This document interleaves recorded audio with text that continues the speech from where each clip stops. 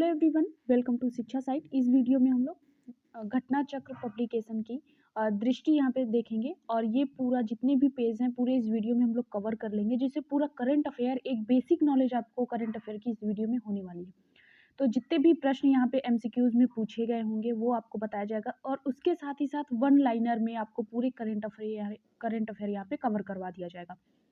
तो 1 फरवरी 2023 से यहाँ पे आपको 25 फरवरी 2024 तक अद्यतन यहाँ पे जो पूरा करंट अफेयर समसामयिक की घटनाओं का वार्षिक संकलन आपको मिलेगा। तो चलिए स्टार्ट करते हैं। अभी आप हमारे चैनल पर नए हैं तो प्लीज़ चैनल को सब्सक्राइब करें, वीडियो को लाइक करें और अपने दोस्तों के साथ इसे शेयर करें।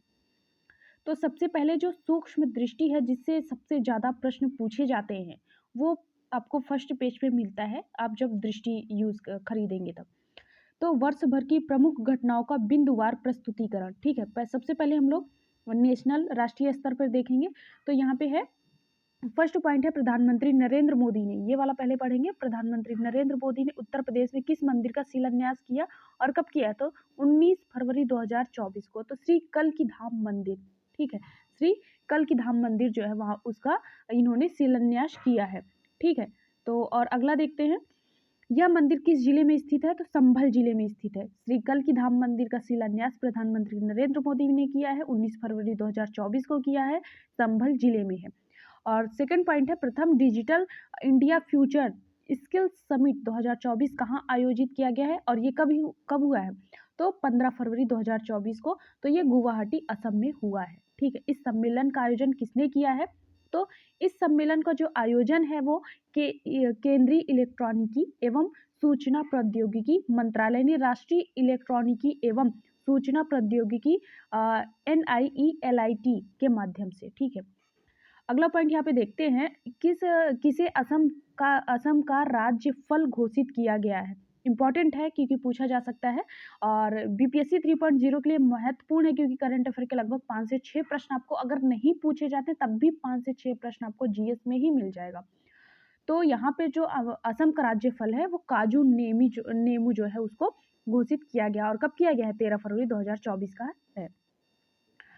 75वें गणतंत्र दिवस के 2 विषय क्या थे?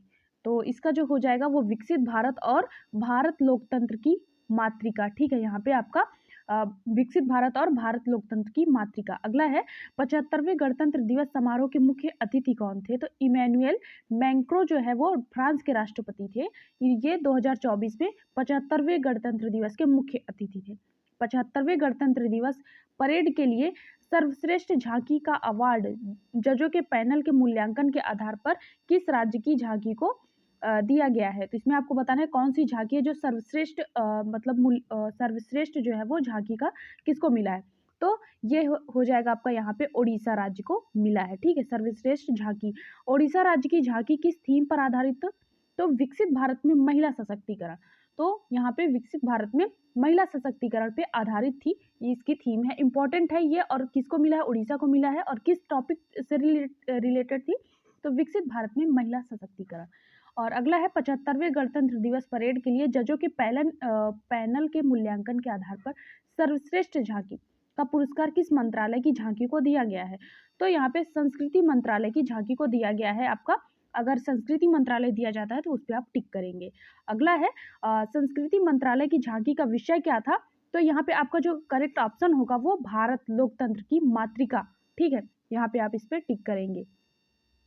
कौन से मंत्रालय को दिया गया है? सर्वश्रेष्ठ जजों के पैनल के आधार पर सर्वश्रेष्ठ झांकी कौन से मंत्रालय को दिया गया? तो संस्कृति मंत्रालय। और थीम क्या थी? तो भारत लोकतंत्र की मातृका। अगला है यहाँ पे 75वें गणतंत्र दिवस परेड के लिए ऑनलाइन पोल के आधार पर घोषित 3 सर्वश्रेष्ठ झांकी किस राज्य की है? तो यहाँ पे आपका जो करेक्ट ऑप्शन हो जाएगा, प्रथम स्थान जो है वो है गुजरात। विषय जो है वो धोरडो, गुजरात के सीमा पर्यटन का वैश्विक प्रतीक। ठीक है, यहाँ पे आप देखेंगे। और दूसरा स्थान उत्तर प्रदेश और इसका विषय क्या था? तो विकसित भारत समृद्ध विरासत। और तीसरा स्थान था आंध्र प्रदेश का। आंध्र प्रदेश में विद्यालयी शिक्षा में परिवर्तन, विद्यार्थियों के वैश्विक स्तर पर प्रतिस्पर्धी बनाना। ठीक है, तो तीनों आपको याद कर लेना है। पहले पे है गुजरात, दूसरे पे उत्तर प्रदेश और तीसरे पे है आंध्र प्रदेश। आपको क्रम निर्धारित करने के लिए भी ऑप्शन में दे सकता है। और अगला है, हाल ही में चर्चा में रही मूलतः आंध्र प्रदेश से संबंधित विश्व की सबसे छोटी कुबड़ वाली गायों में से कौन सी है? तो पुंगनूर गाय है। इसका मतलब इसके बारे में नरेंद्र मोदी ने भी बताया हुआ था। इंपॉर्टेंट है, पूछा जा सकता है, ठीक है। सामाजिक न्याय की प्रतिमा का अनावरण कहाँ किया गया है? तो 19 जनवरी 2024 को किया गया है। कहाँ पे हुआ है? विजयवाड़ा, आंध्र प्रदेश। और किसकी प्रतिमा है ये? तो और ये डॉक्टर भीमराव अंबेडकर की प्रतिमा है, विजयवाड़ा, आंध्र प्रदेश। पूछा जा सकता है कि सामाजिक न्याय की प्रतिमा डॉक्टर भीमराव अंबेडकर का मतलब मूर्ति की अनावरण कहाँ किया गया है? तो आप बता सकते हैं विजयवाड़ा, आंध्र प्रदेश। अगला है, राज्य स्टार्टअप रैंकिंग 2022 में 1 करोड़ से अधिक जनसंख्या वाले राज्यों में सर्वश्रेष्ठ प्रदर्शनकर्ता कौन है? तो यहाँ पे जो सबसे पहले नंबर पे हो जाएगा वो गुजरात है, सेकंड पे है आपका कर्नाटक, थर्ड पे है केरल और फोर्थ पे हो जाएगा तमिलनाडु। ठीक है, गुजरात, कर्नाटक, केरल एवं तमिलनाडु। अगला आपका पॉइंट है यहाँ पे, अगला हो जाता है, श्रेणी 1 राज्यों में नेतृत्वकर्ता किन्हें घोषित किया गया है? पहले पे हो जाएगा आंध्र प्रदेश, असम, मध्य प्रदेश, उत्तर प्रदेश एवं उत्तराखंड। अगला है, अयोध्या में श्री राम जन्मभूमि में श्री राम लला की मूर्ति की प्राण प्रतिष्ठा का आयोजन कब हुआ है? तो यहाँ पे हो जाएगा 22 जनवरी 2024 से। तो जो जनवरी की घटना अगर देखी जाए तो इसमें 22 जनवरी की घटना और उसके साथ ही साथ 26 जनवरी से रिलेटेड कौन सी झांकी, मुख्य अतिथि कौन थे, कहाँ के राष्ट्रपति थे, ये सब आपको याद होना चाहिए। अयोध्या में श्री राम जन्मभूमि मंदिर का निर्माण किस पारंपरिक स्थापत्य कथा शैली में किया गया है? तो आपको बताना है कौन सी कला शैली है? तो नागर शैली। इंपॉर्टेंट है, पूछा जा सकता है। तो नागर शैली में हुआ है। श्री राम जन्मभूमि मंदिर के मुख्य वास्तुकार कौन थे? तो चंद्रकांत सोमपुरा जो है वो मुख्य वास्तुकार थे। अगला है, श्री राम जन्मभूमि मंदिर का परिमाप, लंबाई, चौड़ाई और ऊंचाई क्या है? तो आप याद कर सकते हैं, लंबाई इसकी 380 फीट है, चौड़ाई 250 फीट है और ऊंचाई जो है वो 161 फीट है। लंबाई 380 फीट, चौड़ाई 250 फीट और ऊंचाई 161 फीट। अगला है, भारत सरकार ने आयुष दीक्षा की आधारशिला कहाँ रखी है और कब रखी है? तो 20 जनवरी 2024 को रखी है। कहाँ पे रखी है? केंद्रीय आयुर्वेद अनुसंधान संस्थान भुवनेश्वर में। इंपॉर्टेंट प्रश्न है, आयुष दीक्षा की आधारशिला कहाँ रखी जाएगी? तो ये भुवनेश्वर में रखी गई है, उड़ीसा में। और कहाँ पे है? केंद्रीय आयुर्वेद अनुसंधान संस्थान। आयुष दीक्षा क्या है? तो central council of research in Ayurvedic science का एक मानव निर्मित एक संस्थान है, विकास केंद्र है। असम के सर्वोच्च नागरिक सम्मान असम वैभव से किसे सम्मानित किया गया है और कब किया गया है? ये 13 फरवरी 2024 को किया गया है। रंजन गोगोई को जो है वो असम वैभव से सम्मानित किया गया है। 15 जनवरी 2025 को भारत मौसम विज्ञान विभाग IMD की स्थापना कितने वर्ष पूरे हो जाएंगे? तो ये 150 वर्ष पूरे हो जाएंगे। अगला है, भारत के सर्वाधिक लंबे समुद्री पुल का क्या नाम है? तो अटल बिहारी वाजपेयी सिवड़ी नहवा सेवा अटल सेतु। ठीक है। अगला है, इसको किस अन्य नाम से भी पुकारा जाता है? तो मुंबई ट्रांस हार्बर लिंक। ठीक है। इस पुल की लंबाई तो 21.8 किलोमीटर, समुद्र में 16.5 किलोमीटर है। अगला पॉइंट है, वाइब्रेंट गुजरात वैश्विक शिखर सम्मेलन 2024 का आयोजन कब किया गया है? तो 10 से 12 जनवरी 2024 को किया गया है। अगला यहाँ पे देखते हैं, वर्ष 2024 में इसका कौन सा संस्करण आयोजित किया गया है? तो 10वां संस्करण आयोजित किया गया है। पश्चिम बंगाल सरकार ने किस दिन को राज्य दिवस, पश्चिम बंगाल स्थापना दिवस के रूप में मनाने हेतु अधिसूचना जारी की? 1 जनवरी 2024 को अधिसूचना जो है वो जारी की गई है। और इसमें बताना है, पोइला वैशाख के दिन इसमें जो है पोइला वैशाख को है जो वो पश्चिम बंगाल सरकार ने राज्य दिवस मनाने की घोषणा की है। अगला है, पश्चिम बंगाल सरकार ने किस गीत को राज्य गीत के रूप में अधिसूचित किया है? तो बांग्लार माटी बांग्लार जल। ठीक है, ये इसका राज्य गीत होगा। इंडिया स्किल्स रिपोर्ट 2024 11वां संस्करण किसके द्वारा प्रकाशित किया गया है? दिसंबर 2023 का है। तो वीवॉक्स एक प्रतिभा मूल्यांकन एजेंसी है और इसके द्वारा इंडिया स्किल रिपोर्ट जो है वो प्रकाशित की गई है। अगला यहाँ पे देखते हैं, रिपोर्ट के अनुसार कार्य के लिए सबसे पसंदीदा राज्य कौन सा है? तो इस रिपोर्ट के अनुसार, इंडिया स्किल रिपोर्ट के अनुसार सबसे पसंदीदा राज्य की बात की जाएगी तो वहाँ पे केरल पे आप टिक करेंगे। अगला है, समग्र युवा नियोजन नियता कितनी है? तो समग्र नियोजन नियता यहाँ पे है तो ये 51.25% है। अगला है, सर्वाधिक रोजगार योग्य प्रतिभा उपलब्धता कराने मतलब वाले राज्य कौन से हैं? तो पहले नंबर पे है यहाँ पे हरियाणा, दूसरे पे है महाराष्ट्र और तीसरे पे हो जाएगा आंध्र प्रदेश, चौथे पे हो जाएगा उत्तर प्रदेश, पांचवें पे है केरल और छठे पे हो जाएगा तेलंगाना। ठीक है, तो सबसे पहले अगर क्रम पूछा जाए तो हरियाणा, महाराष्ट्र, आंध्र प्रदेश, उत्तर प्रदेश, केरल और तेलंगाना, और पहले नंबर पे पूछा जाएगा तो हरियाणा हो जाएगा। अगला है रोजगार योग्य युवाओं की सर्वाधिक संख्या किस राज्य में है?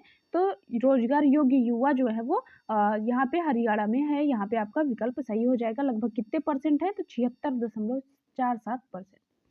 अगला है न्यू पंडित दीनदयाल उपाध्याय जंक्शन से न्यू भावपुर जंक्शन खंड को किसने राष्ट्र को समर्पित किया है? तो कब किया है? 18 दिसंबर 2023 को। किसने किया है? प्रधानमंत्री नरेंद्र मोदी ने। और इस खंड की लंबाई कितनी हो जाएगी? तो 402 किलोमीटर है। और यह किस कॉरिडोर का खंड है? तो यह ईस्टर्न डेडिकेटेड फ्रेट कॉरिडोर का मतलब खंड है। अगला यहाँ पे देखते हैं विश्व के सबसे बड़े कार्यालय भवन का उद्घाटन कहाँ किया गया है और कब किया गया है? 17 दिसंबर 2023 को किया गया है। कहाँ पे किया गया है? सबसे बड़े कार्यालय भवन का उद्घाटन सूरत में किया गया है। अगला यहाँ पे प्रश्न देखते हैं। अगला पॉइंट है इस कार्यकाल भवन का नाम क्या है? तो सूरत डायमंड बोर्स जो है वो इस कार्यालय भवन का नाम है। सूरत से है तो इसे भी आप याद कर सकते हैं। केंद्रीय मंत्रिमंडल ने किस हवाई अड्डे को अंतर्राष्ट्रीय विमानपत्तन घोषित किया है? तो सूरत हवाई अड्डा गुजरात का है जिसको अंतर्राष्ट्रीय विमानपत्तन घोषित किया गया है। यहाँ पे आप देख सकते हैं सूरत हवाई अड्डा गुजरात। अगला है भारत का पहला पूर्णतः इंटीग्रेटेड स्कूल ऑफ सस्टेनेबिलिटी कहाँ लॉन्च किया गया है? तो आईआईटी कानपुर में लॉन्च किया गया है। और किसकी साझेदारी में? कोटक महिंद्रा बैंक और आईआईटी कानपुर की साझेदारी में इसको लॉन्च किया गया है। कैश फॉर क्वेरी घोटाले मामले में संलिप्तता के कारण किस सांसद को लोकसभा से अयोग्य घोषित किया गया है? तो इसमें आपको बताना है कौन है ऐसे जिन्हें अयोग्य घोषित किया गया है। 8 दिसंबर 2023 को किया गया था। और ये कौन सी कंपनी के हैं? तो तृणमूल कांग्रेस के ये नेता हैं। और ये महुआ मोइत्रा जो है वो अखिल भारतीय तृणमूल कांग्रेस से है। और महुआ मोइत्रा किस लोकसभा सीट से सांसद थी? तो कृष्णानगर पश्चिम बंगाल की ये सांसद थी। अगला है किसके द्वारा क्राइम इन इंडिया 2022 रिपोर्ट जारी की गई थी? तो राष्ट्रीय अपराध रिकॉर्ड ब्यूरो एनसीआरबी के द्वारा जो क्राइम इन इंडिया में रिपोर्ट जारी की गई थी वो इनके द्वारा की गई थी। रिपोर्ट के अनुसार प्रति लाख जनसंख्या पर अपराध दर वर्ष 2021 से 445.9 से घटकर 2022 में कितनी हो गई है? तो 445 थी, अब इस समय 422 के लगभग हो गई है। प्रति लाख जनसंख्या पर सबसे कम अपराध किस महानगर में दर्ज किए गए हैं? तो यहाँ पे कोलकाता में सबसे कम अपराध दर्ज किया गया है। अगला देखते हैं यहाँ पे विश्व के पहले पोर्टेबल अस्पताल का अनावरण कहाँ किया गया है? तो गुरुग्राम में किया गया है। इंपॉर्टेंट है और ये एग्जाम में पूछा भी जा चुका है। इस अस्पताल का नाम क्या है? तो आरोग्य मैत्री एड क्यूब। ठीक है, आरोग्य मैत्री एड क्यूब नाम भी पूछा जा सकता है तो आप इसे याद कर लें। इसे किस परियोजना के तहत निर्मित किया गया है? तो भीष्म परियोजना। तो भीष्म परियोजना से आप ये समझ सकते हैं कि ये आयुष मंत्रालय से संबंधित होगा। स्वास्थ्य मंत्रालय या आयुष मंत्रालय। केंद्रीय मंत्रिमंडल ने विशेष रूप से संवेदनशील जनजातियों के लिए किस योजना को मंजूरी प्रदान की है? तो इसका जो है प्रधानमंत्री जनमन योजना, पीएम जनमन योजना। ठीक है, प्रधानमंत्री जनमन का विस्तारित रूप क्या है? तो प्रधानमंत्री जनजाति आदिवासी न्याय महाअभियान। अगला पॉइंट है यहाँ पे द हम्प नामक द्वितीय विश्व युद्ध संग्रहालय का उद्घाटन कहाँ किया गया है? तो यहाँ पे आपको बताना है कहाँ पर किया गया है। नाम क्या है? द हम्प नामक द्वितीय विश्व युद्ध संग्रहालय का उद्घाटन तो ये किया गया है पासीघाट अरुणाचल प्रदेश में। कहाँ पे हुआ है? पासीघाट अरुणाचल प्रदेश में। अगला है केंद्रीय मंत्रिमंडल ने किस समूह को ड्रोन उपलब्ध कराने से संबंधित एक योजना को मंजूरी दे दी है? तो इसका जो करेक्ट हो जाएगा महिला स्वयं सहायता समूह SHGS को दिया गया है। और किस मामले में? ड्रोन उपलब्ध कराने के मामले में। और इसमें है 10,000वें जन औषधि केंद्र का उद्घाटन कहाँ किया गया है? तो एम्स देवघर झारखंड में किया गया है। और कब किया गया था? 30 नवंबर 2023 को। अगला है आयुष्मान भारत हेल्थ और वेलनेस सेंटर का नाम बदलकर क्या कर दिया गया है? तो आयुष्मान आरोग्य मंदिर यहाँ पे कर दिया गया है। किसका किया है? आयुष्मान भारत हेल्थ और वेलनेस सेंटर का। अगला है काशी तमिल संगम का दूसरा चरण कब आयोजित किया गया? तो 17 से 30 दिसंबर को ये आयोजित किया गया था। यह संगम कहाँ आयोजित किया गया? तो वाराणसी उत्तर प्रदेश में आयोजित किया गया है। यहाँ पे आप वाराणसी उत्तर प्रदेश। गुजरात ने किस मछली को राज्य मछली घोषित किया है? इंपॉर्टेंट प्रश्न है, तो ये घोल मछली को घोल मछली को अपना राज्य मछली घोषित किया है। किस राज्य के रिस्पॉन्सिबल टूरिज्म मिशन को संयुक्त राष्ट्र विश्व पर्यटन संगठन WTO की ग्लोबल केस स्टडीज लिस्ट में शामिल किया गया है? तो इसको केरल को शामिल किया गया है, WTO की लिस्ट में शामिल इसे केरल को किया गया है। विश्व के पहले 3D प्रिंटेड मंदिर का अनावरण कहाँ किया गया है? तो ये है 22 नवंबर 2023 को सिद्धिपेट तेलंगाना में किया गया है। अगला यहाँ पे देखते हैं, साथी पोर्टल किनके द्वारा लॉन्च किया गया है? केंद्रीय शिक्षा मंत्रालय और IIT कानपुर। साथी का मतलब, और अगला पॉइंट हो जाएगा साथी का पूर्ण रूप क्या है? तो साथी का self assessment test and help for entrance examination. और अगला है, अग्नि पहल किस मंत्रालय द्वारा लॉन्च की गई है? तो ये आयुष मंत्रालय द्वारा लॉन्च की गई है। और अग्नि का तात्पर्य क्या हो जाएगा? तो आयुर्वेद ज्ञान नैपुण्य पहल। ठीक है, जितने भी यहाँ पे आपको मंत्रालय से संबंधित जो भी योजनाएं आपको बता रही हूँ यहाँ पे, तो उसकी आप लिस्ट तैयार करके याद करेंगे तो वो आपके लिए बेनिफिट ज़्यादा देगा। किस शहर में विकसित भारत संकल्प यात्रा का शुभारंभ किया गया है? तो ये खूंटी झारखंड। ठीक है, इंपॉर्टेंट है। और इसके बाद किस राज्य द्वारा हर बच्चे के लिए हर अधिकार अभियान लॉन्च किया गया है? तो उत्तर प्रदेश में हर बच्चे के लिए हर अधिकार, उत्तर प्रदेश।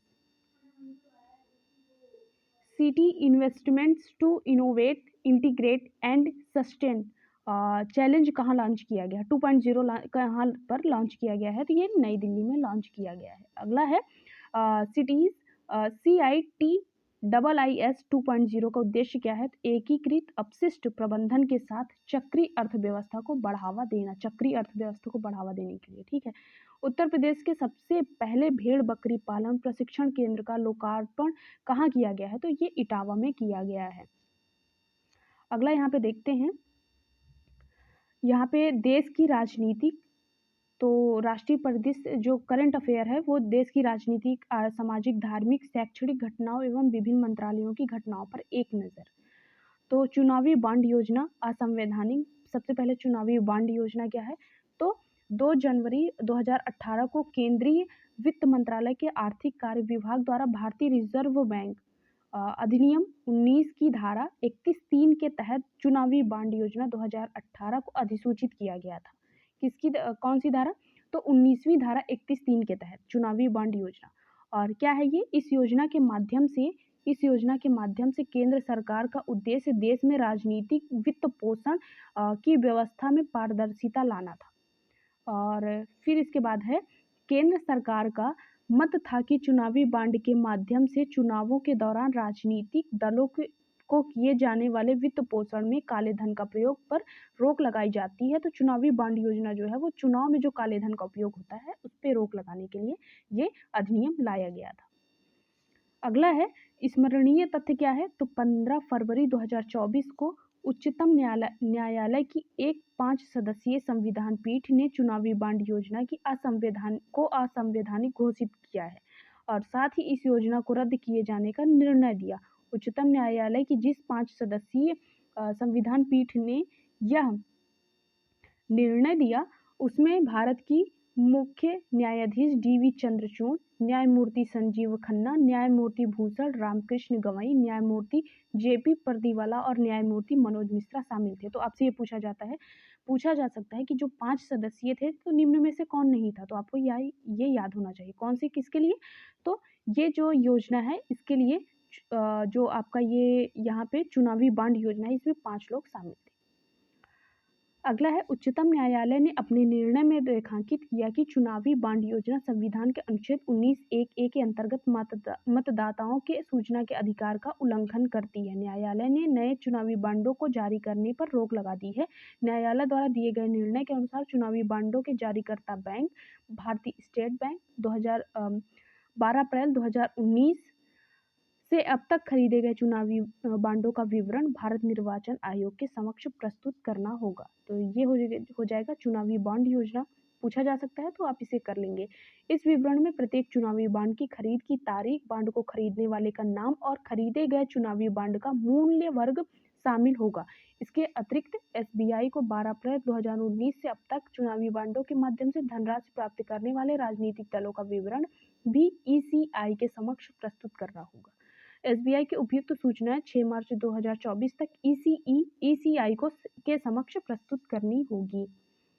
अगला देखते हैं यहाँ पे एसबीआई द्वारा साझा की गई सूचनाओं को ईसीआई द्वारा अपनी आधिकारिक वेबसाइट 13 मार्च 2024 तक प्रकाशित करना होगा।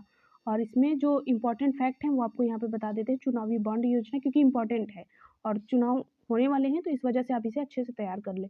चुनावी बॉन्ड एक ऐसा बॉन्ड है जो वचन पत्र के रूप में जारी किया जाता है। यह धारक के लिए एक बैंकिंग उपकरण होता है। इसे खरीदने वाले प्राप्तकर्ता का नाम नहीं लिखा होता है। चुनावी बॉन्ड के को किसी भी व्यक्ति द्वारा खरीदा जा सकता था जो भारत का नागरिक है। भारत में निगमित या स्थापित किसी कॉरपोरेट निकाय द्वारा भी ये बॉन्ड खरीदे जा सकते थे। और क्या थी राशि इसकी? तो चुनावी बॉन्ड 1000 रुपये, 10,000, 1 लाख और 10 लाख ऐसे करके मूल्य वर्ग में जारी किए जाते थे। ये बॉन्ड जारी करने की तिथि से 15 दिनों की अवधि तक वैध होते थे। ये बॉन्ड अप्रतिदेय होते थे। लोक प्रतिनिधित्व अधिनियम 1951 की धारा 29A के तहत पंजीकृत और लोकसभा या राज्यसभा विधानसभा के पिछले आम चुनावों में कुल मतों की न्यूनतम 1% मत प्राप्त करने वाले दल ही चुनावी बॉन्ड प्राप्त करने के पात्र होते थे। और फिर इसके बाद पीएम सूर्य घर मुफ्त बिजली योजना क्या है इसके बारे में आप सभी को बता देते हैं। तो इसका है ग्लासगो यूके में आयोजित संयुक्त राष्ट्र जलवायु परिवर्तन सम्मेलन 2021 COP26 इम्पोर्टेंट है में प्रधानमंत्री नरेंद्र मोदी द्वारा की गई घोषणा के अनुरूप नवीन एवं नवीकरणीय ऊर्जा मंत्रालय 2030 तक 500 गीगावाट गैर जीवाश्म आधारित विद्युत उत्पादन क्षमता प्राप्त करने की दिशा में कार्यरत है। इसमें देखते हैं अंतर्राष्ट्रीय नवीकरणीय ऊर्जा एजेंसी यहाँ पे है तो द्वारा जारी नवीकरणीय क्षमता सांख्यिकी 2023 नामक रिपोर्ट के अनुसार भारत नवीकरणीय ऊर्जा स्थापित क्षमता के संदर्भ में विश्व में चौथे स्थान पे है। तो ये भी आपको याद रखना है कि नवीकरणीय ऊर्जा स्थापित क्षमता के आधार पे विश्व में भारत का चौथा स्थान है, जबकि पवन ऊर्जा क्षमता में भारत विश्व में चौथा स्थान है। ठीक है, सौर ऊर्जा क्षमता विश्व में ये 5वां स्थान है। यहाँ पे आपको फिर से बता देते हैं, नवीकरणीय ऊर्जा में ये चौथे स्थान पे होगा, पवन ऊर्जा में ये भारत का स्थान चौथा है और सौर ऊर्जा की बात की जाए तो 5वां स्थान हो जाएगा। अगला देखते हैं स्मरणीय तथ्य इसमें कौन कौन से हैं। तो यहाँ पे 13 फरवरी 2024 को प्रधानमंत्री नरेंद्र मोदी द्वारा पीएम सूर्य घर मुफ्त बिजली योजना को लॉन्च किया जाने की घोषणा की गई। इस योजना के तहत देश के 1 करोड़ घरों की छत पर सौर ऊर्जा प्रणाली की स्थापना का लक्ष्य निर्धारित किया गया है।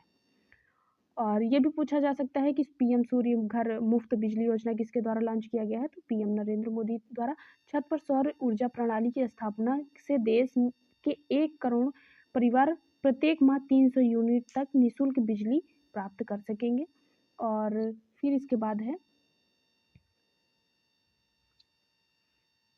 यह योजना 75,000 करोड़ रुपए से अधिक के निवेश के साथ लॉन्च की गई। इस योजना का लक्ष्य गरीबों और मध्यम वर्गों को विद्युत बिल को कम करने के साथ साथ भारत को ऊर्जा क्षेत्र में आत्मनिर्भर बनाना है। इस योजना में अपेक्षित लाभ निम्नलिखित है।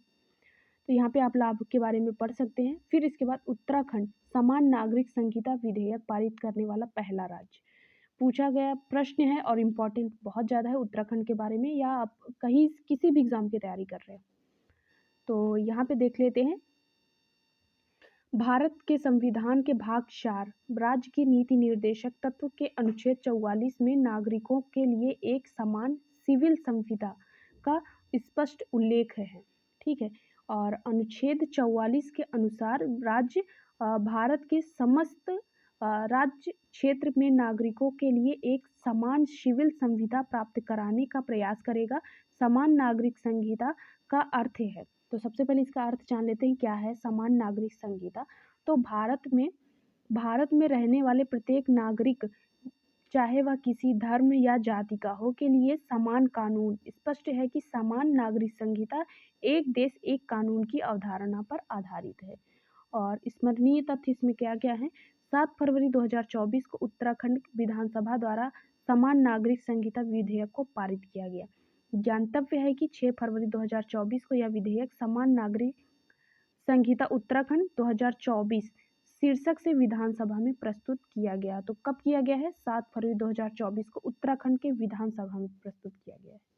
अगला है, इस प्रकार उत्तराखंड समान नागरिक संहिता विधेयक पारित करने वाला देश का पहला राज्य बन गया है। इस विधेयक का उद्देश्य विवाह और विवाह विच्छेद, उत्तराधिकार, सहवासी संबंध विषयक कानून और तत्संबंधी मामले को नियंत्रित एवं विनियमित करना है। अगला पॉइंट है यहाँ पे, इसका विस्तार संपूर्ण उत्तराखंड राज्य में है। तो ये है यहाँ पे पूर्ण संपूर्ण उत्तराखंड के लिए ये नियम है।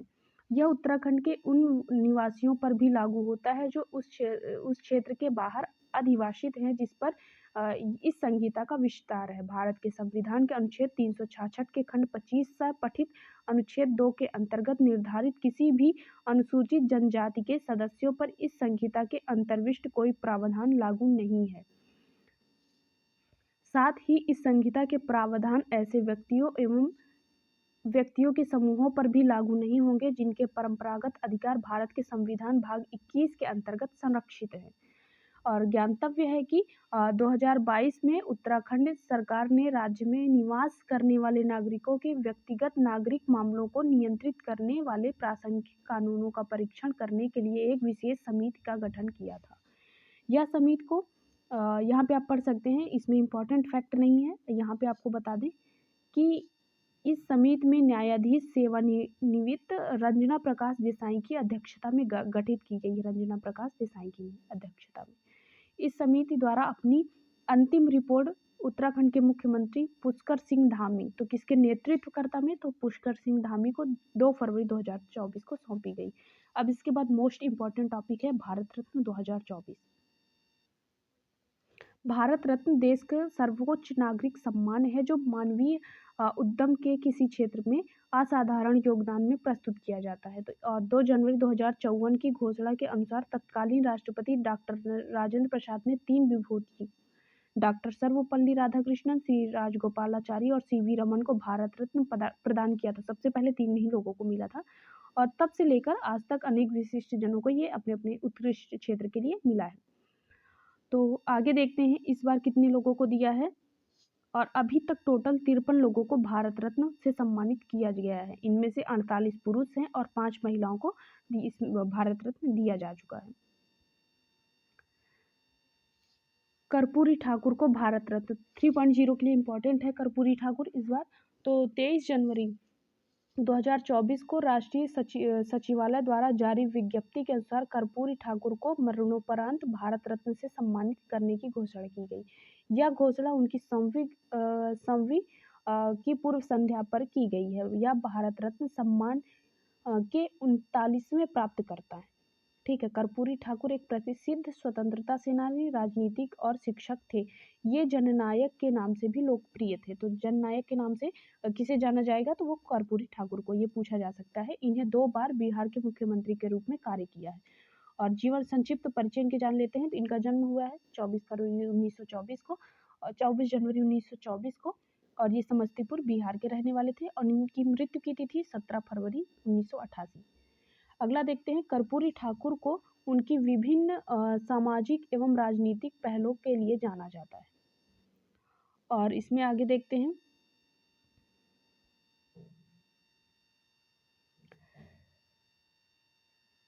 कर्पूरी ठाकुर की 100वीं गांठ, क्योंकि इसी दिन इनको मिल रहा है। 24 जनवरी 2024 को कर्पूरी ठाकुर की 100वीं जयंती के अवसर पर बिहार विधानमंडल पर इनके राजकीय समारोह का आयोजन किया गया था। तो 24 जनवरी 2024 को। अगला यहाँ पे पॉइंट में देख लेते हैं, इंपॉर्टेंट फैक्ट है। इस अवसर पर उनकी जीवनी पर आधारित एक लघु फिल्म कर्पूरी ठाकुर गरीबों का मसीहा प्रस्तुत की गई। कर्पूरी ठाकुर की 100वीं जयंती के अवसर पर भारत सरकार द्वारा 5 रुपए का एक स्मारक डाक टिकट जारी किया गया। साथ ही इस अवसर पर 100 रुपए मूल्य वर्ग का एक स्मारक सिक्का जारी किया गया था। ठीक है, आगे देख लेते हैं। इनके नाम पर एक जननायक एक्सप्रेस नामक ट्रेन का संचालन दरभंगा जंक्शन से अमृतसर जंक्शन के मध्य होता है। अगला देख लेते हैं, लाल कृष्ण आडवाणी को भारत रत्न दिया गया है। लाल कृष्ण आडवाणी को 3 फरवरी 2024 को राष्ट्रपति सचिवालय द्वारा जारी विज्ञप्ति के अनुसार भारत रत्न से सम्मानित करने की घोषणा की गई। श्री आडवाणी भारतीय जनता पार्टी के संस्थापक सदस्यों में से एक हैं। वे जून 2002 में और से मई जून 2002 मई और 2004 तक भारत के उप प्रधानमंत्री रह चुके हैं। ठीक है, इसमें इम्पोर्टेंट फैक्ट जो रहेगा वो आपको बता देते हैं। और अक्टूबर 1990 के दौरान श्री आडवाणी के नेतृत्व में ही भारतीय जनता पार्टी द्वारा सोमनाथ से अयोध्या तक राम रथ यात्रा आयोजन किया गया था। और फिर इसमें वर्ष 1997 में भारत की स्वतंत्रता की स्वर्ण जयंती के उपलक्ष्य में आयोजित स्वर्ण जयंती रथ यात्रा के माध्यम से इन्होंने भारत के स्वतंत्रता संग्राम में शहीदों और नायकों की श्रद्धांजलि अर्पित की थी। और इसके बाद 2004 में आयोजित भारत उदय यात्रा ने तत्कालीन प्रधानमंत्री अटल बिहारी वाजपेयी को 6 वर्ष के शासनकाल के दौरान भारत में उल्लेखनीय उपलब्धियों का व्यापक रूप से प्रचार किया। ठीक है, अब इसके बाद किसको मिला है? चौधरी चरण सिंह को भारत रत्न। तो 9 फरवरी 2024 को राष्ट्रपति सचिवालय द्वारा इन्हें जारी प्रेस विज्ञप्ति के अनुसार इन्हें मरणोपरांत भारत रत्न से सम्मानित किया गया है। तो ये कब से कब थे? 28 जुलाई 1969 से लेके 1979 से लेकर 14 जनवरी 1980 तक भारत के राष्ट्रपति थे। इन्हें 2 बार उत्तर प्रदेश के मुख्यमंत्री पद पे सुशोभित किया गया। अगला है, इन्होंने भारतीय लोक दल नामक एक पार्टी की स्थापना की। वे उत्तर प्रदेश में भूमि सुधारों के मुख्य वास्तुकार थे। ठीक है, इनके द्वारा जो प्रमुख पुस्तकें पूछी जा सकती हैं कि इनकी कौन कौन सी पुस्तकें प्रमुख हैं, तो India's economic policy, the guardian blueprint और economic nightmare of India, its cause and cure. अगला है, नई दिल्ली में इनकी समाधि स्थल का नाम जो है वो किसान घाट है। इंपॉर्टेंट है, किसान घाट के नाम से किसकी समाधि स्थल है? तो चौधरी चरण सिंह जी। और पीवी नरसिम्हा राव को भारत रत्न। तो 9 फरवरी 2023 को राष्ट्रपति सचिवालय द्वारा जारी प्रेस विज्ञप्ति के अनुसार पीवी नरसिम्हा राव को मरणोपरांत भारत रत्न से सम्मानित किया गया। और ये 1991 से 1996 तक भारत के प्रधानमंत्री रहे। और इन प्रधानमंत्री के रूप में पदभार ग्रहण करने के बाद इनके नेतृत्व में तत्कालीन केंद्र में व्यापक आर्थिक स्थिरीकरण की नीति अपनाई और कई संरचनात्मक सुधारों की शुरुआत की गई है। ठीक है, जिसमें उदारीकरण, निजीकरण और वैश्वीकरण, ठीक है, ये इस पे जोर दिया गया था। आगे देखते हैं, इन्हें प्रायः भारतीय आर्थिक सुधारों के जनक के रूप में जाना जाता है। पीवी नरसिम्हा राव के इन्हें father of Indian economic reform के रूप में संदर्भित किया जाता है। और अगला है, MS स्वामीनाथन को भारत रत्न। तो 9 फरवरी 2024 को राष्ट्रपति सचिवालय द्वारा जारी प्रेस विज्ञप्ति के अनुसार MS स्वामीनाथन को मरणोपरांत भारत रत्न से सम्मानित किया जाने की घोषणा की है। और ये क्या थे? कृषि वैज्ञानिक थे, हरित क्रांति के जनक हो गए। भारत में हरित क्रांति के जनक के रूप में इन्हें संदर्भित किया जाता है। आगे देखते हैं यहाँ पे, फिर इसके बाद है यहाँ पे टाइम मैगजीन में उन्होंने 20वीं एशियाई लोगों में से एक के रूप में सम्मानित किया गया है। और इसके बाद वर्ष 1988 में चेन्नई में MS स्वामीनाथन रिसर्च फाउंडेशन की स्थापना की गई थी। और कहाँ पे है? तो चेन्नई में। आप इसे लिख सकते हैं, याद कर सकते हैं। और उन्हें प्रदान किए गए प्रमुख पुरस्कार, तो सामुदायिक नेतृत्व श्रेणी में रैमन मैसेस अवार्ड 1971 में मिला है। MS स्वामीनाथन को Albert Einstein world award of science 1986 में दिया गया है। प्रथम विश्व खाद्य पुरस्कार 1987 में दिया गया। प्रथम विश्व कृषि पुरस्कार 2018 में दिया गया है। अब इसके बाद आगे है, अयोध्या में श्री राम जन्मभूमि मंदिर के निर्माण के लिए भारत सरकार द्वारा श्री राम जन्मभूमि तीर्थ क्षेत्र न्यास की स्थापना की गई। और 5 फरवरी 2020 को प्रधानमंत्री नरेंद्र मोदी ने लोकसभा में इस न्यास के गठन की घोषणा की थी। 5 अगस्त 2020 को प्रधानमंत्री इसकी आधारशिला रखे हैं। ठीक है, आगे है, 22 जनवरी 2024 को प्रधानमंत्री नरेंद्र मोदी ने अयोध्या में श्री राम जन्मभूमि भगवान श्री राम के बाल रूप विग्रह की विधिपूर्वक प्राण प्रतिष्ठा की। इस अवसर पर उन्होंने उत्तर प्रदेश की राज्यपाल आनंदीबेन पटेल, मुख्यमंत्री योगी आदित्यनाथ, राष्ट्रीय सेवक संघ के सर संचालक डॉक्टर मोहन भागवत तथा श्री राम जन्मभूमि के क्षेत्र के जो अध्यक्ष थे महंत नित्य गोपाल दास के उपस्थित थे। और यहाँ पे आगे आपको बता देते हैं, यजमान बनने के पूर्व 11 दिनों के विशेष यम नियम का कठोरता से पालन किया था। उसके बाद आगे का है 24 जनवरी 2024 को केंद्रीय मंत्रिमंडल ने श्री राम जन्मभूमि मंदिर में श्री राम लला के विग्रह की प्राण प्रतिष्ठा का एक प्रस्ताव पारित किया गया था। इसमें देख लेते हैं इंपॉर्टेंट फैक्ट जो हैं।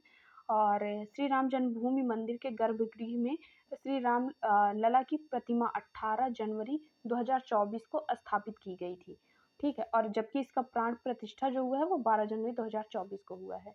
आगे देख लेते हैं, रामलला की प्रतिमा के निर्माण में कर्नाटक से लाए गए लगभग 2.5 अरब वर्ष पुरान कृष्ण शिला पत्थर का प्रयोग किया गया है। काले ग्रेनाइट का प्रयोग किया गया है, लगभग 2.5 अरब वर्ष पुराने। आगे है यहाँ पे राष्ट्रीय व्यक्ति, तो इसमें पंकज उधास के बारे में सबसे पहले जान लेते हैं। और यहाँ पे चर्चित व्यक्ति आगे पॉइंट है, इसमें देखते हैं। प्रसिद्ध भारतीय गजल एवं पार्श्व गायक का निधन 26 फरवरी 2024 को हुआ है। चिट्ठी आई है फिल्म में इन्होंने गीत गाया था और इन्हें 2006 में पद्मश्री से सम्मानित किया गया है। रंजीत कुमार अग्रवाल भारतीय चार्टर्ड अकाउंटेंट संस्थान की परिषद द्वारा 2024 से 2025 के लिए संस्थान के अध्यक्ष नियुक्त किए गए हैं। चरणजीत सिंह नंदा को उपाध्यक्ष नियुक्त किया गया है। आगे है चंपई सोरेन, झारखंड मुक्ति मोर्चा के वरिष्ठ नेता है। चंपई सोरेन झारखंड के मुख्यमंत्री के रूप में शपथ ग्रहण किया। कौन किया है? चंपई सोरेन ने। और आगे है डॉक्टर नित्य आनंद, भारत के प्रसिद्ध मेडिसिनल केमिस्ट का निधन हुआ है और इन्होंने भी पहली मौखिक गर्भ निरोधक गोली सहेली विकसित की थी। अगला है डॉक्टर प्रभा अन्ने, और ये भारतीय शास्त्रीय गायिका का निधन हुआ है 13 जनवरी 2024 को। और ये शास्त्रीय संगीत के किराना घराने से थी। और इसके बाद मुन्नवर राणा, और ये थे प्रसिद्ध उर्दू शायर का निधन हुआ है। कब हुआ है? 14 जनवरी 2024 को। और 2014 में उन्हें उनकी कविता शाह दाबा के लिए साहित्य अकादमी पुरस्कार से सम्मानित किया गया था। और उस्ताद राशिद खान, ये प्रसिद्ध शास्त्रीय गायक हैं, इनका निधन 9 जनवरी 2024 को हुआ है। ये रामपुर शाहसवान घराने से संबंधित थे। और इसके बाद है नीना सिंह। नीना सिंह जो है वो केंद्रीय औद्योगिक सुरक्षा बल CISF की महानिदेशक का पदभार ग्रहण की है। कौन है? नीना सिंह है। यह CISF की महानिदेशक बनने वाली पहली IPS है। ठीक है, अगला देखते हैं यहाँ पे उमा शेखर। तो उमा शेखर की बात करें तो international institute for the unification of private law की गवर्निंग काउंसिल के रूप में चुनी गई हैं। कौन चुना गया है? उमा शेखर चुनी गई है। और वह इस पद पर चयनित होने वाली भारत की पहली महिला अधिकारी हैं। इसके पहले कोई भी इस काउंसिल में नहीं मतलब इसमें चयनित नहीं हुआ है, महिला में कोई चयनित नहीं हुआ है। न्यायमूर्ति फातिमा बीबी, उच्चतम न्यायालय की पहली महिला न्यायाधीश एवं तमिलनाडु की पूर्व राज्यपाल का निधन 23 नवंबर 2023 को। और यह वर्ष 1989 से 1992 तक उच्चतम न्यायालय की पहली महिला न्यायाधीश रही हैं। और वह देश की किसी भी उच्च न्यायालय में नियुक्त होने वाली पहली मुस्लिम महिला न्यायाधीश हैं। तो ये इंपॉर्टेंट है क्योंकि इनका निधन हुआ है तो पूछा जा सकता है इनसे रिलेट करके। और अगला है उच्चतम न्यायालय के 3 नए न्यायाधीश कौन कौन से हैं? न्यायमूर्ति सतीश चंद्र शर्मा, न्यायमूर्ति आंगस्टीन और जॉर्ज मसीह तथा न्यायमूर्ति संदीप मेहता ने शपथ ग्रहण किया। 3 नए न्यायाधीश उच्चतम न्यायालय में नियुक्त हुए हैं। और न्यायमूर्ति PV वार्ले के बारे में, उच्चतम न्यायालय के नए न्यायाधीश के रूप में शपथ ग्रहण किया। कब किए हैं? 25 जनवरी 2024 को। हीरालाल सामरिया, इनके बारे में जान लेते हैं। केंद्रीय सूचना आयोग के नए मुख्य सूचना आयुक्त कौन है? हीरालाल सामरिया। इन्होंने अपना पदभार कब ग्रहण किया? 6 नवंबर 2023 को। वह इस पद पर पहुंचने वाले अनुसूचित जनजाति के पहले व्यक्ति हैं। और फिर इसके बाद डॉक्टर MS स्वामीनाथन, क्योंकि इनकी भी मृत्यु हुई है। और प्रसिद्ध कृषि वैज्ञानिक एवं भारत में हरित क्रांति के जनक का निधन 28 सितंबर 2023 को। यह वर्ष 1972 से 1979 तक भारतीय कृषि अनुसंधान परिषद ICAR के महानिदेशक तथा 1982 से 88 तक फिलिपी स्थित अंतर्राष्ट्रीय चावल अनुसंधान संस्थान के महानिदेशक थे। उन्हें फरवरी 2024 को मरणोपरांत भारत रत्न से सम्मानित करने की घोषणा की गई थी। जया वर्मा सिन्हा जो है वो रेलवे बोर्ड की अध्यक्ष और मुख्य कार्यकारी अधिकारी के रूप में पदभार ग्रहण किए हैं। वह इस पद पर पहुंचने वाली पहली महिला है, जया वर्मा सिन्हा रेलवे बोर्ड की अध्यक्ष। अगला है प्रीति अघाल अघालियम। तो ये आईआईटी मद्रास के पहले विदेशी campus IIT Zanzibar campus Tanzania की निदेशक ये नियुक्त हुई। कब हुई है? जुलाई 2023 को।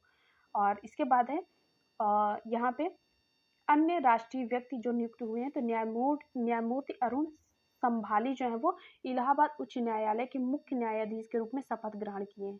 प्रशांत कुमार उत्तर प्रदेश के नए कार्यवाहक पुलिस महानिदेशक डीजीपी नियुक्त हुए हैं। अनिल कुमार लाहोटी भारतीय दूरसंचार विनियामक प्राधिकरण TRAI के नए अध्यक्ष नियुक्त हुए हैं। सुधीर शेखरी परिधान निर्यातकों के संगठन अप्रैल निर्यातक संवर्धन परिषद के अध्यक्ष के रूप में पदभार ग्रहण किया है। अगला है यहाँ पे दलजीत सिंह चौधरी। दलजीत सिंह चौधरी जो है वो SSB के महानिदेशक का पदभार ग्रहण किए हैं। ये इंपॉर्टेंट है, पूछा जा सकता है आपसे। और इसके बाद है सेंथिल पांडियन विश्व व्यापार संगठन WTO के भारत के नए राजदूत नियुक्त हुए हैं। सेंथिल पांडियन, इसका आप लिस्ट बना सकते हैं। और रश्मि शुक्ला महाराष्ट्र की पहली महिला DGP का पदभार ग्रहण की है। आगे का है राहुल रसगोत्रा भारत तिब्बत सीमा पुलिस ITBP के महानिदेशक का पदभार ग्रहण किए हैं। अनीश दयाल जो है केंद्रीय रिजर्व पुलिस बल CRPF के महानिदेशक बने हैं। RK Tyagi power grid corporation of India limited के अध्यक्ष एवं प्रबंधक निर्देशक के रूप में पदभार ग्रहण किया है। न्यायमूर्ति संजीव खन्ना उच्चतम न्यायालय के वरिष्ठ न्यायाधीश राष्ट्रपति द्वारा राष्ट्रीय विधिक सेवा प्राधिकरण नालसा के नए कार्यकारी अध्यक्ष मनोनीत किए गए हैं। दिसंबर 2023 में हुए हैं। प्रमोद अग्रवाल जो है वो बॉम्बे स्टॉक एक्सचेंज के नए अध्यक्ष का पदभार ग्रहण किए हैं। अरिंदम बागची जो है वो जिनेवा के संयुक्त राष्ट्र एवं अंतर्राष्ट्रीय संगठनों में भारत का अगला अस्थायी प्रतिनिधि जो है ये नियुक्त किया गया है। लेफ्टिनेंट कमांडर प्रेरणा देवस्थली भारत नौसेना के युद्धपोत INS त्रिकंड के पर तैनात होने वाली पहली महिला अधिकारी बनी है। इंपॉर्टेंट है ये। और कौन है ये? लेफ्टिनेंट कमांडर प्रेरणा देवस्थली।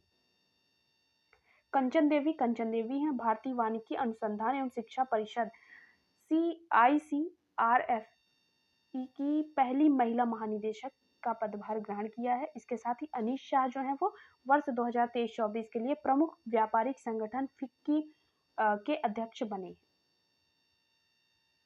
आगे देख लेते हैं यहाँ पे अन्य राष्ट्रीय व्यक्ति का जिनका निधन हुआ है। तो यहाँ पे फैली सैम नरीमन ये 2007 में पद्म विभूषण से सम्मानित किया गया था। और किसके लिए ये है? तो भारतीय विधिवेत्ता का निधन हुआ। ये भारतीय विधिवेत्ता थी। तो यहाँ पे आप सभी को PDF के थ्रू दिखा दिया जाता है, क्योंकि वीडियो काफ़ी लंबा होने की वजह से यहाँ पे नहीं बना सकते हम लोग। और जो अन्य चर्चित व्यक्ति हैं तो सतनाम संधू जो है वो चंडीगढ़ यूनिवर्सिटी के चांसलर एवं प्रसिद्ध शिक्षाविद, ठीक है। और इन्हें द्रौपदी मुर्मू द्वारा राज्यसभा का सदस्य मनोनीत किया गया है 30 जनवरी 2024 को। फिर आगे देख लेते हैं यहाँ पे, और ये कहाँ पे कौन सा आयोजन हुआ है, इसके आगे का वीडियो आपको अगले पार्ट में मिल जाएगा। अगर आप अभी तक चैनल को सब्सक्राइब नहीं किए तो प्लीज़ करें और अपने दोस्तों के साथ शेयर करें।